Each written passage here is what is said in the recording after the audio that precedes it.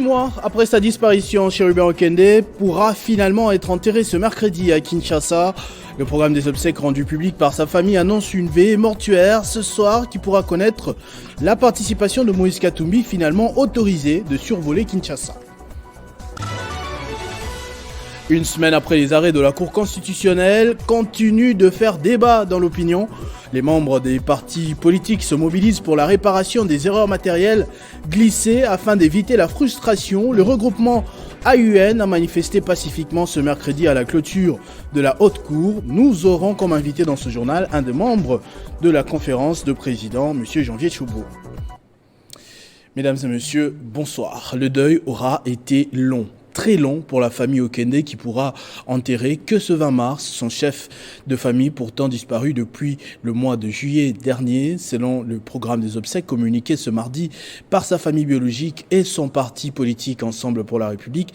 Une veillée mortuaire va être organisée ce même mardi à partir de 19h de Kinshasa. Des cérémonies d'hommage avant l'inhumation sont prévues ce mercredi à la morgue de l'hôpital du Cinquantenaire et à la cathédrale Notre-Dame du Congo. Décédé depuis juillet dernier, c'est ce mardi que débutent les funérailles de l'ex-ministre des Transports et Voies de Communication Chérubin Okende. D'après le programme publié par la famille du défunt, une veillée mortuaire est prévue ce mardi 19 mars au centenaire protestant, soit un jour avant l'exposition de la dépouille mortelle, ce mercredi, à l'hôpital du Cinquantenaire pour les hommages. Les Quinoises et Quinoises ainsi que les militants du parti Ensemble pour la République sont mobilisés afin de participer massivement aux obsèques d'un de leurs, aujourd'hui disparu. Jusqu'ici, aucune annonce des hommages officiels n'a été faite par le gouvernement de la République. La mort de Chérubin Okende avait suscité émotion et tristesse dans les chefs de la population qui voulaient voir clair sur cette affaire. C'est ainsi qu'une enquête avait été ouverte par les autorités afin d'élucider les circonstances de sa disparition.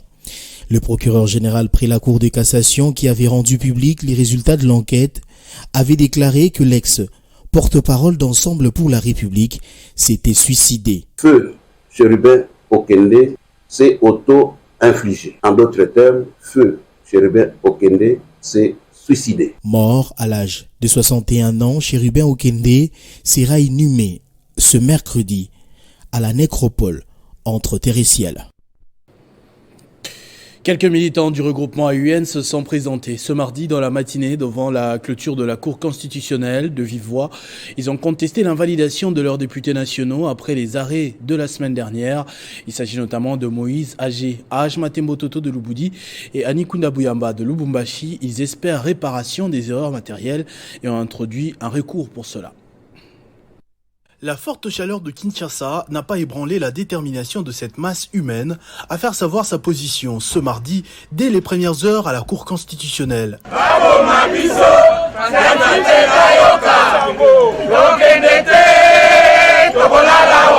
Le regroupement Action pour l'unité nationale qui s'est vu affaiblir numériquement à l'Assemblée nationale à l'issue des arrêts de la Cour constitutionnelle a remarqué des erreurs dans la procédure et ont conduit à l'invalidation de certains de ses députés nationaux, parmi lesquels Moïse Aj Matembo Toto, maillot jaune de Lubudi, ainsi que Anikunda Buyamba de Lubumbashi. Banderoles et chants, ils ont manifesté pacifiquement ce mardi à la clôture de la Cour constitutionnelle. Le secrétaire général du parti direct, Janvier Choubo, explique. Nous avons vu l'honorable Moïse Matembo à Lubudi, l'honorable Anikunda à Lubumbashi être invalidés pendant qu'ils n'ont jamais été contestés par les candidats validés.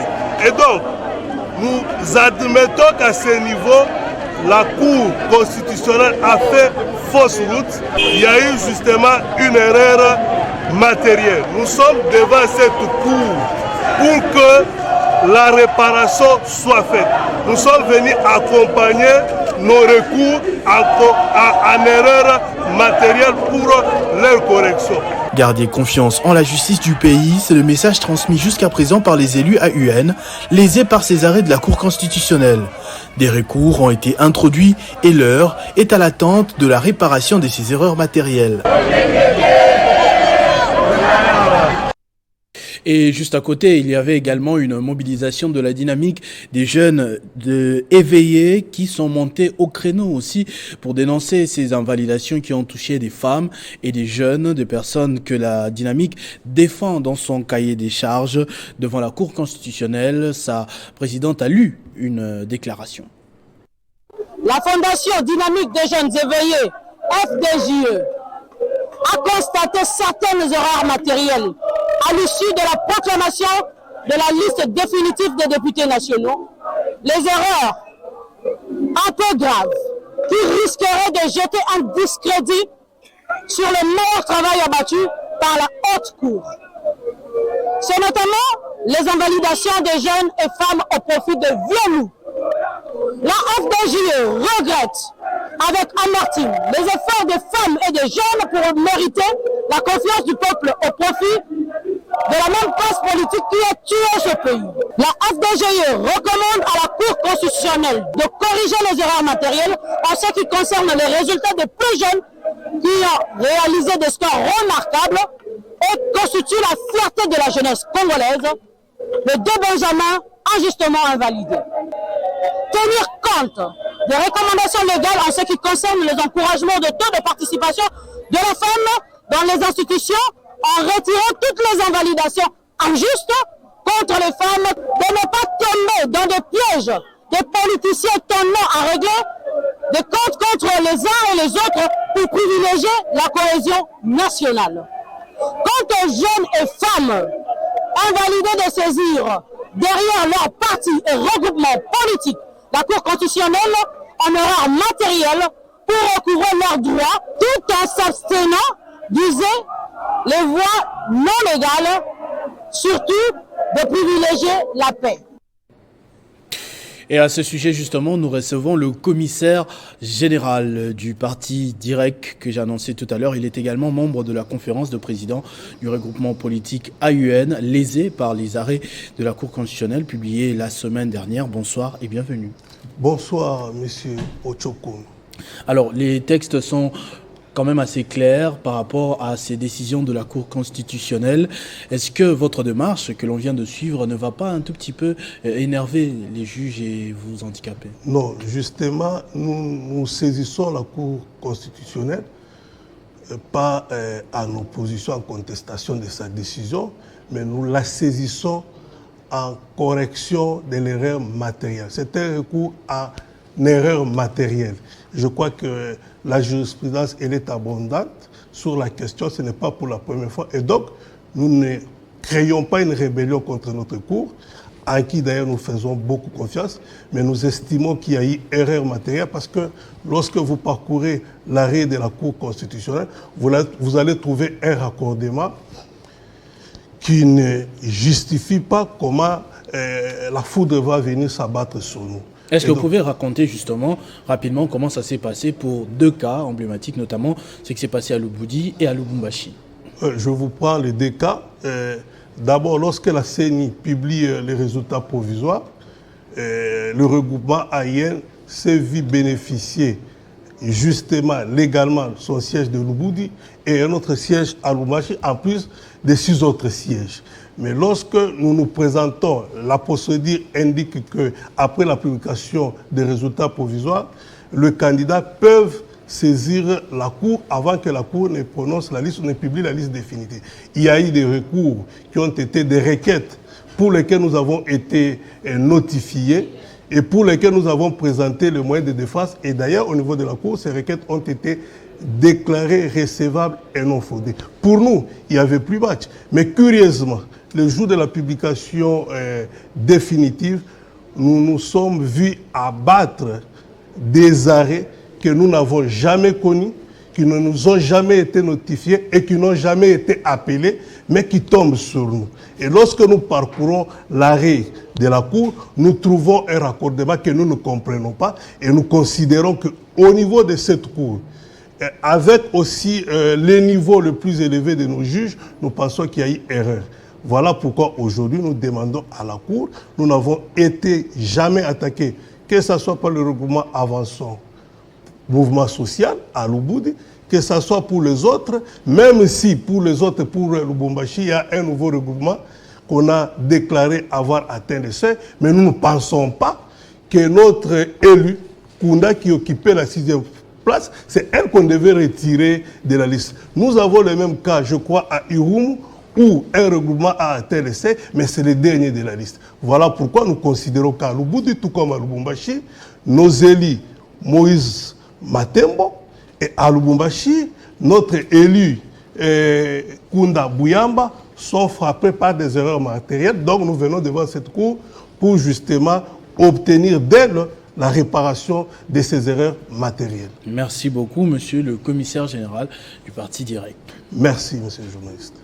L'Alliance des forces démocratiques du Congo, AFDC, fédération du Kasaï, réunie à Tshikapa, a dans une déclaration réaffirmé leur loyauté et fidélité à leur autorité morale, Modeste Bahati Lukwebo, et l'a encouragé pour le combat mené aux côtés du chef de l'État, Félix-Antoine Tshisekedi. Elle a également analysé la situation politique après la publication des résultats par la CENI et les arrêts définitifs rendus par la Cour constitutionnelle.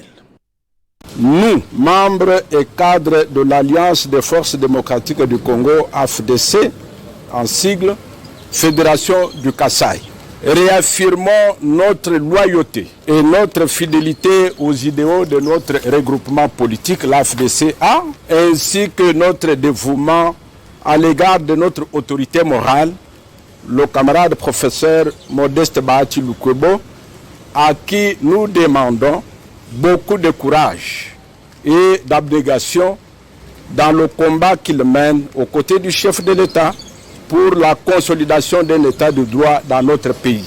Demandons à son Excellence, Monsieur le chef de l'État, magistrat suprême, de bien vouloir s'impliquer personnellement pour la restauration de l'AFDCA dans ses droits, afin que toutes les forces politiques et sociales de la nation unie contribuent à la réussite de son second mandat et concourent à l'éradication des forces centrifuges qui menacent dangereusement l'intégrité territoriale de la République et le redressement socio-économique de notre pays. Réitérons notre engagement et notre détermination à poursuivre le combat derrière notre autorité morale, le camarade professeur Bahati Lukwebo Modeste, pour que triomphe à jamais les valeurs démocratiques prônées par le chef de l'État.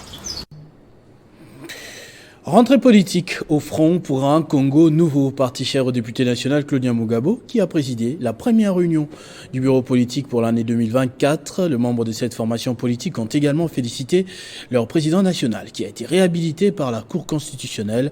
Le secrétaire général du FPCN, Vincent Ngoy, donne ici son analyse sur les pouvoirs de la Cour constitutionnelle dans les traitements des contentieux électoraux. Aujourd'hui, nous sommes retrouvés à cette occasion pour, entre autres, célébrer la proclamation comme député définitivement élu et meilleur élu de la circonscription électorale des Kabaré au Sud Kivu de notre président national, l'honorable Claude Nyamugabo Baziboué, qui a été confirmé par la Cour constitutionnelle. Et à cette occasion, nous tenons à rappeler aux uns et aux autres que l'arrêt qui a proclamé définitivement élu l'honorable Claude Nyamugabo Baziboué, c'est un arrêt qui est exécutoire en vertu de l'article 168 de la Constitution et que certaines opinions qui s'adonnent à des déclarations sur les réseaux sociaux, estimant par exemple qu'il y a eu erreur matérielle, elles se trompent. Nous les invitons à lire effectivement les arrêts de la Cour constitutionnelle, notamment l'arrêt RC rendu sous RC 016 le 9 janvier 2024 qui dispose, après l'invalidation des 82 candidats par la CENI ainsi que l'annulation des élections dans certaines circonscriptions par la même centrale électorale, que la Cour constitutionnelle, au regard de cette nouvelle donne, a désormais les pouvoirs de vérifier la sincérité, l'authenticité des résultats, si bien qu'elle peut rectifier certains résultats et proclamer élu un candidat, même en dehors de tout contentieux. L'Assemblée provinciale du Maniema a un nouveau bureau voté et installé ce mardi 19 mars 2024. Il sera dirigé par les députés Makonga, Toboka, Iki, Claude Foreman. Désormais, l'Assemblée provinciale du Maniema a son bureau définitif à l'issue des élections qui se sont tenues ce mardi 19 mars dans son hémicycle. À l'occasion, le coordonnateur de l'Union sacrée en province qui a vu ses membres emporter presque tous les postes s'en félicite et parle du début de la stabilité des institutions au Maniema. Après avoir écouté les différents discours de campagne, a placé sa confiance à ma modeste petite personne et celle de toute l'équipe qui forme actuellement les bureaux exécutifs. C'est ici l'occasion de remercier tous les honorables ici présents. Donc pour aujourd'hui, peut-être qu'ils étaient empêchés. Il n'y a aucun problème entre nous. Nous sommes avec eux, nous avons été avec eux pendant tout le temps. Ils ont compétit aussi. Mais aujourd'hui, ceux qui ne se sont pas présentés, peut-être qu'ils avaient des problèmes, ils étaient empêchés. Il y a eu, parmi ceux qui ne sont pas venus aujourd'hui, il y a un qui a postulé à la présidence. Afani Idrissa Mangala ajoute que sa majorité au Maniema est idéologiquement et non mécaniquement, comme disaient ses adversaires politiques. Parlant de ce qu'il qualifie de brebis galeuses, le coordonnateur de l'Union sacrée de la nation Maniema promet de se réunir en toute urgence afin de statuer sur ces cas, car selon lui, il est inadmissible qu'un membre de l'Union sacrée puisse composer avec les opposants. Problématique de spoliation des terrains de l'État et profanation des tombes dans plusieurs cimetières de la ville de Goma au Nord Kivu. Les députés nationaux Patrick Munyomo et Hubert Furuguta suivent de plus près ces dossiers. Ils ont rencontré le gouverneur militaire ad intérim de cette province, le général-major Peter Sirimwani, puis ont effectué une descente sur ces cimetières où ils ont constaté que des tombes ont été profanées par certains particuliers en violation de la loi en la matière. En mission de travail dans la ville de Goma, les députés nationaux Patrick Munyomo et Hubert Furuguta se sont dirigés au gouvernorat de province pour rencontrer l'autorité provinciale. Avec le général-major Peter Chirimwami, les discussions ont tourné autour de la problématique de la spoliation des terrains de l'État ainsi que la profanation des tombes dans différents cimetières de la ville de Goma. Juste après cette réunion technique, ces deux parlementaires, accompagnés des services fonciers, se sont dirigés sur les sites en question. D'abord ici au cimetière Nzabé Malamu, en passant par celui de Litige, Gabiro et Jolibois, où des tombes ont été profanées en violation de la loi. Patrick Munyomo s'est dit soulagé car il y a déjà tous les éléments à transmettre à sa hiérarchie. Nous sommes informés de tout ce qui s'est passé en ce qui concerne les cimetières de Goma. Nous allons élaborer notre rapport que nous allons soumettre d'abord à la haute hiérarchie à Kinshasa. Le chef de l'État a besoin d'en savoir plus. Nous allons réserver copie au Premier ministre, Sama Lukonde, ainsi que, bien sûr, le bureau de l'Assemblée nationale. Pour l'honorable Hubert Furuguta, l'objectif de cette mission est de rétablir la paix sociale. La population peut s'attendre à quoi? C'était ça la question, que la justice fasse son travail, que la population soit remise dans ses droits et que ceux qui ont bénéficié des titres sur ces espaces, qu'ils soient aussi remis dans leurs droits. Notons que les deux parlementaires Patrick Munyomo et Hubert Furuguta restent très déterminés à protéger tous les biens de l'État. C'est là pour l'intérêt général de la population. Lutter contre la haine tribale et raciale en République démocratique du Congo est le cheval de bataille d'un collectif de la société civile qui monte au créneau pour dénoncer les attaques contre des personnes sur base de faciès.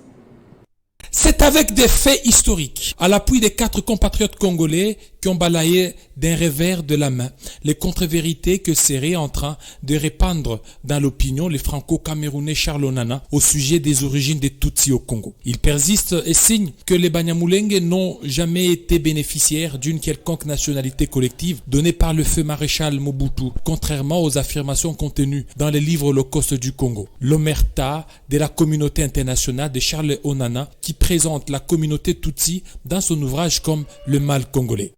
C'est injuste qu'on commence à dire que ces gens demandent la nationalité, on leur donne la nationalité.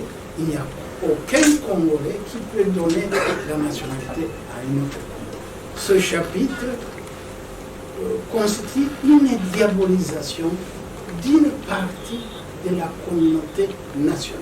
Ces patriotes ont remis en cause les dénis de la nationalité des Tutsis congolais et Banyamulenge évoqués par l'auteur, qui est actuellement en croisade dans des universités congolaises pour promouvoir son livre. Et tout. Et nous avons considéré que cela était très dangereux parce que ça permet à tous ceux qui voudraient voir amputer de notre nation cette communauté-là, Tutsi, Ima et Banyamulenge, tous ceux qui voudraient les voir être amputés du corps national, trouvent que c'est un terreau fertile pour faire émerger leurs désirs, leur haine, leur désir de les voir être chassés. Ces Congolais n'excluent pas la possibilité de rencontrer les Franco-Camerounais Charles Onana à travers un nouvel ouvrage bien détaillé pour contrecarrer les contre-vérités dites dans ce livre.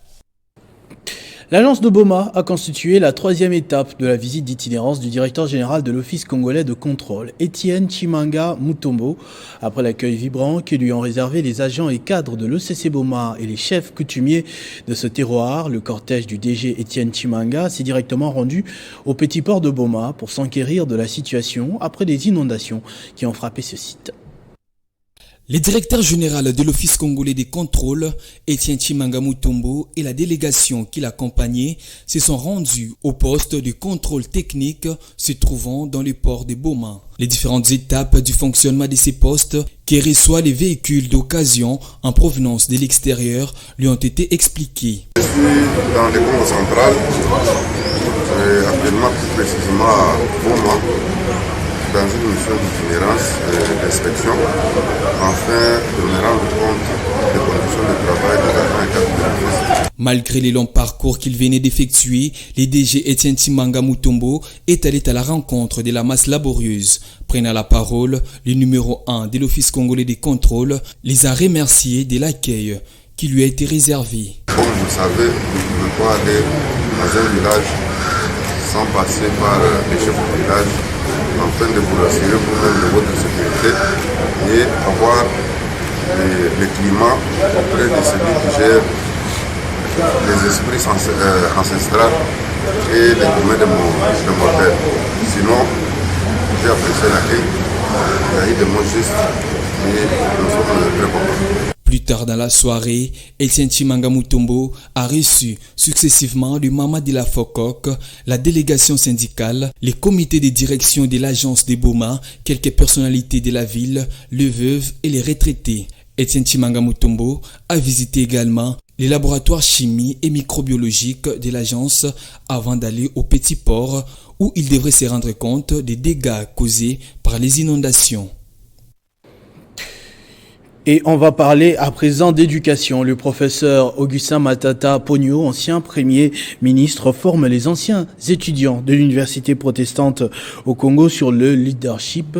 Il s'agit d'un master class organisé par l'école du leadership de cette université. Les séances de formation ont commencé depuis hier et vont se poursuivre jusqu'au samedi 23 mars. C'est sous le thème leadership et philosophie que l'école du leadership de l'université protestante au Congo a procédé à l'ouverture du programme de masterclass sous le leadership de mars 2024. C'est le recteur de l'université protestante au Congo qui a lancé officiellement ce programme et a présenté les formateurs de cet atelier. Le leadership, je le crois, est l'outil par excellence pour transformer les institutions, influencer les sociétés, forger l'avenir de notre monde, influencer positivement les hommes et les femmes et influencer positivement la société. C'est pourquoi je vous encourage à tirer le meilleur parti de cet atelier qui est très important, animé par un formateur reconnu, le professeur Matata Pogno Mapon, un formateur non seulement reconnu pour nous, un formateur incontestable et incontesté. Le professeur Matata Pogno s'engage à développer plusieurs points lors de ce masterclass, notamment leadership et philosophie, leadership, gouvernance et progrès, vision, méthode et technique, enfin comment devenir millionnaire. Ce masterclass est né, comme je vous l'ai dit dans la lettre qui vous a été adressée officiellement, aux cadres et dirigeants et des institutions congolaises qui ont accepté de pouvoir participer à à ces masterclass pour échanger sur le leadership. Nous vous remercions d'avoir accepté de vous déplacer personnellement pour témoigner de l'importance que vous accordez à la formation, qui est en fait votre métier en tant qu'enseignant. Et ça va donc se passer pendant une semaine. Et vous nous avez aussi fait l'honneur d'accepter de décerner à tous les participants un certificat en leadership à la fin des travaux. Après 6 jours de travaux, la cérémonie va se clôturer par la remise des certificats à l'école de leadership au sein de l'université protestante au Congo.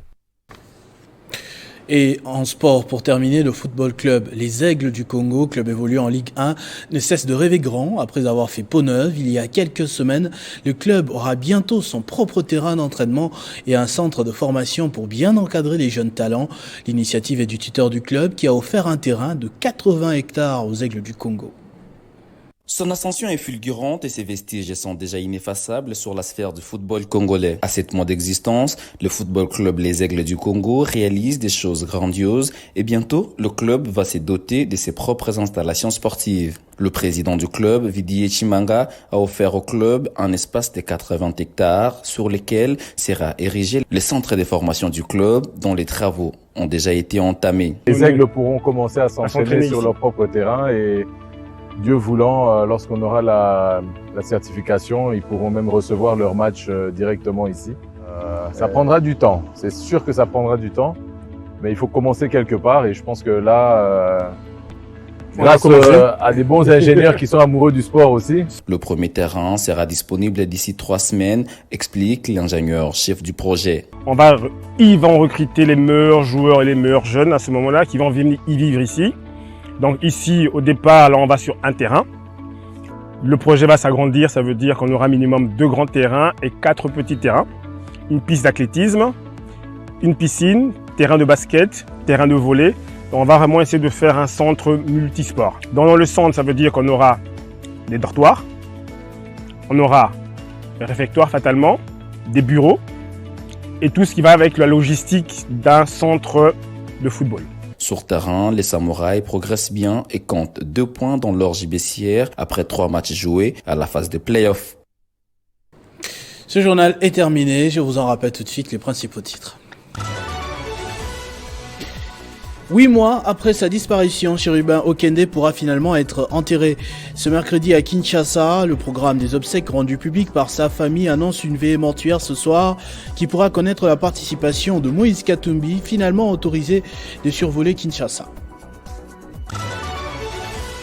Une semaine après les arrêts de la Cour constitutionnelle, continue de faire débat dans l'opinion. Les membres des partis politiques se mobilisent pour la réparation des erreurs matérielles glissées afin d'éviter la frustration. Le regroupement AUN a manifesté pacifiquement ce mercredi à la clôture de la Haute Cour. À tous et à toutes, merci de votre attention soutenue. Restez fidèles au programme de votre chaîne Télé 50. Vivez heureux, vivez 100 ans, mesdames et messieurs.